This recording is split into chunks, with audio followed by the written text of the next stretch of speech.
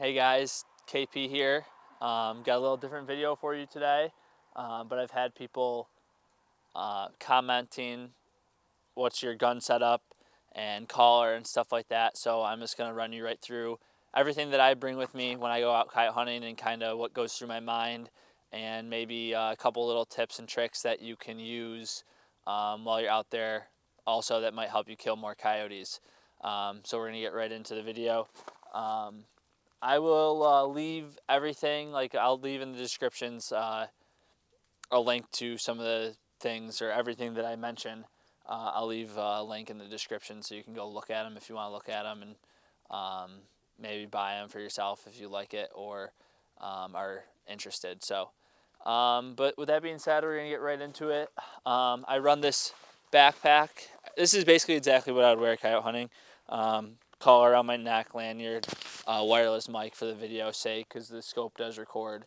And I run a backpack, and then it's a 2-vets tripod with the swivel head here, and then it's a little high because I'm at an angle right now, but if I was walking in, I would scan the field beforehand. If I'm driving in the truck, I take the scope off, it returns to 0.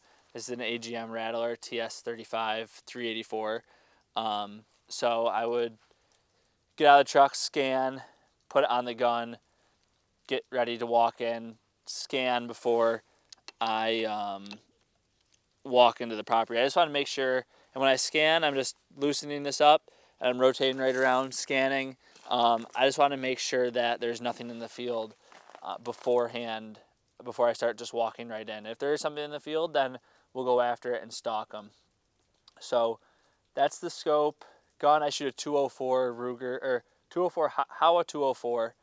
And that's just what I shoot in New York because that's what you can shoot right through the deer season.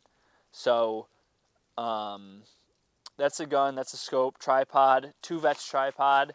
This thing's a beast. This will help you take more steady shots, better shots, be more accurate out to 100, 200 yards. I've taken 100-yard shots, 200-yard shots, 50-yard shots. So this is the 2-vets QDT, the QDT, and it's light, it's steady. That's going to help you definitely kill some more coyotes. When I'm walking in, I will tilt the gun up a little bit, and I'll step right in, and I'll put this right on my shoulder, and I'll be able to walk right in just like this as I'm going to hunt coyotes. So that's one of the perks to having a tripod. Gun stays right there. Every little once in a while, I will stop and check and make sure that there is nothing in the field. Or if we come over a hill, just scan the rest of the field, make sure there's no coyotes down there. Because if there is, you're just going to want to stalk them or throw the collar down on the ground and play some distress to try to intrigue them to come in closer to get a shot. I mean, if you're close enough, you can just take the shot. But another nice thing about the 204, I can shoot it right through the deer season, but it's a 300-yard gun. So I know, like, I'm a couple inches high at 100, or I'm an inch high at 100. I'm good at 200, and I'm a little bit low at 300. So that's one of the nice things about the 204. I mean, you could do that with a 22 Creed or a 6.5, but in New York, I can't shoot like a 223 during the deer season, so I shoot this. And then when I'm going to set up, I take the backpack off, pull out my collar. I do this quietly. And this is a Fox Pro X24. This is a great collar, and since I've had it, I've had some great success calling in some coyotes. My friends out in Wisconsin use this one also. Great collar, great sounds. You can get some MFK sounds as well. But put this about 30 to 50 yards in front of you or out into the field to your left or right. Play the wind a little bit, but that's going to help you. This collar will help you kill some more coyotes also. It's a good collar for sure. I carry extra ammo. I carry a coyote drag for when you kill them. Coyote drag loops through their teeth, and then you're able to drag them, and it doesn't mess up their fur at all if you're going to keep their fur. because it drags it from their head and with the fur if they're on the ground. So it's a nice coyote drag. And then I just carry like all my chargers in case like the scope dies. I carry a battery pack on the tripod for the scope, or the collar dies. But some of my, and I carry, what else do I carry in here? Oh, extra collar, like a hand collar, a distress, and a mouth call. So in case like the call does die, I'm not out of luck completely. I carry an Allen wrench. Um, but that's basically it. That's my solo system.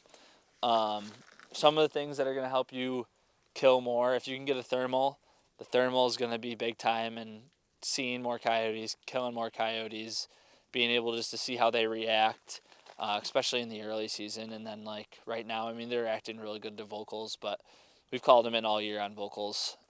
So thermal, big game changer. Tripod, game changer. Taking those 200, 300-yard shots on the tripod at a coyote and knocking them down or hitting them. This tripod's definitely going to help you kill more of the coyotes that you shoot at. And then the collar, probably the next one. Great collar.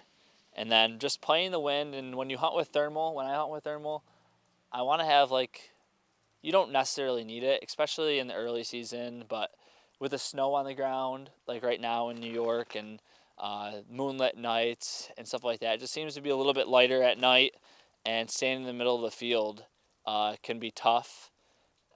So I try to have a little bit of a backdrop, a hedgerow, or woods, but you can set that collar out away from you, and they're coming into the collar, they're looking at the collar, you'll still be able to see them with thermal. So that's one of the changes that I've made from going from red lights to a thermal. I used to stand with the collar at your feet because with red lights you need them looking right at you, but with thermal you don't.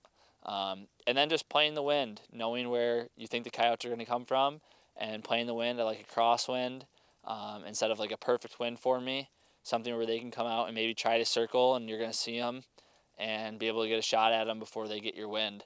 But a lot of times if you're hunting pressured coyotes, they're going to circle hard for wind, or they might not come in at all. Unpressured coyotes, they could come right at you.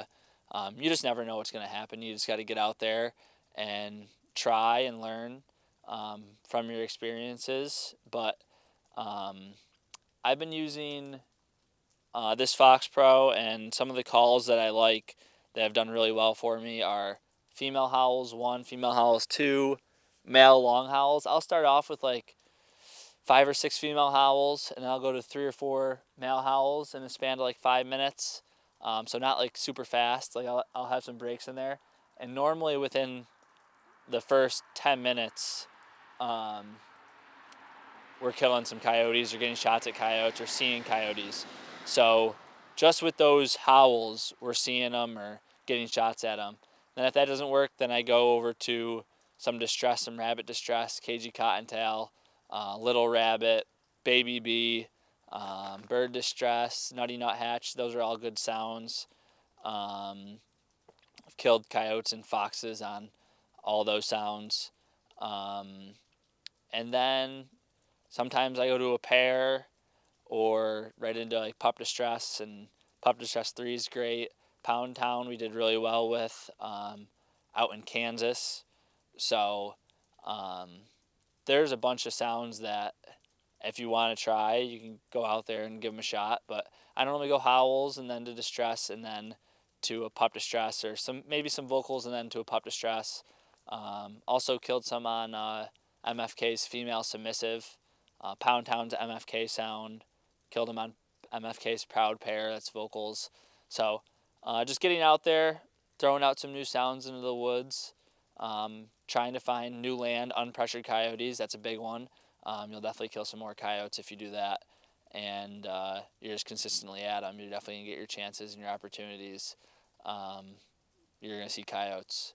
So I hope that covered it pretty well, and I hope you get out there and kill some more coyotes. So if you have any questions, just leave a comment, and I'll try to cover it in the next video. But thanks for watching, and I hope you enjoyed.